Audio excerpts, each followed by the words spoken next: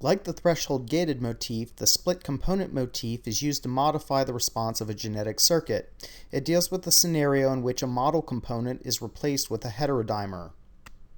The system to think about when thinking about split components is the two-hybrid system.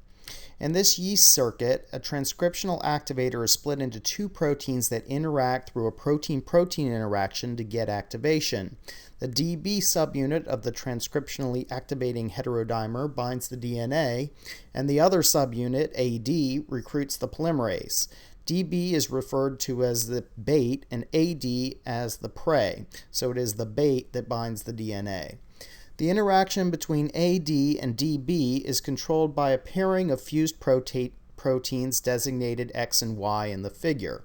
Typically, when you're doing two hybrid, what you're trying to do is vary X and Y, but we're talking about a different aspect of the system. Everything we say about the two hybrid circuit would apply to the scenario in which the activator is split into two genes. It also does not need to be an activator. It could be a repressor, and for that matter, it doesn't even need to be about transcriptional signals.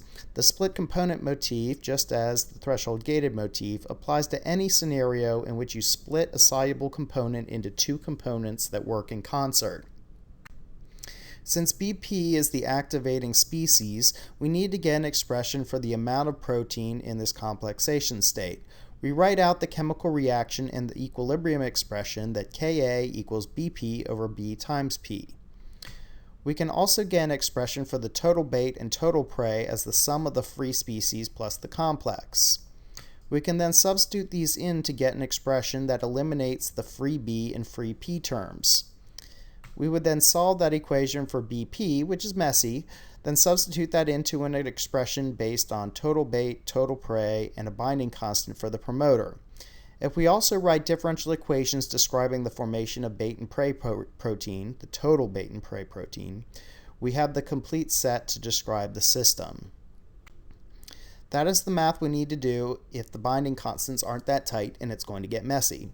However, if you really want to be this accurate with your modeling, you'll probably be doing these things numerically, and you're never actually going to have to write out the math. In this paper, they will assume that the binding is very tight, and thus bait and prey stoichiometrically titrate each other out. They also consider the scenario in which there is cross-reactivity with other competing components in the cell. If we assume that we are only going to deal with orthogonal components and tight binding, this all becomes fairly simple. When the prey concentration is higher than bait, all the bait is in the form of bait-prey complex, and thus our fraction of open promoters can be expressed in terms of only the bait. When the prey concentration is less than the bait, then the amount of functional complex is the total prey concentration. In derivation of the binding polynomial, the total amount of protein is given by the total amount of bait. Here we plot out the transfer function that relates an input bait concentration with the output response. If we exclude the prey and consider the scenario of a single activator, we get that the blue line which follows the typical slow and graded response.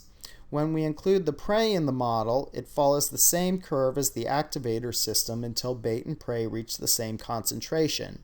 After this, no more activating complex can be formed, so no higher signal is achieved. But each added bait molecule competes with the bait-prey complexes for promoter binding, thus slowly decreasing the signal with any further added bait. Thus, there is an optimal expression to the system in which bait and prey concentrations are equal, but there is also a leveling effect that keeps the system at a similar expression level across many concentrations of bait and prey. Quite unlike the ultrasensitive threshold-gated motif, the split component motif is quite insensitive to changing concentrations of the activator, or at least one component of the activator.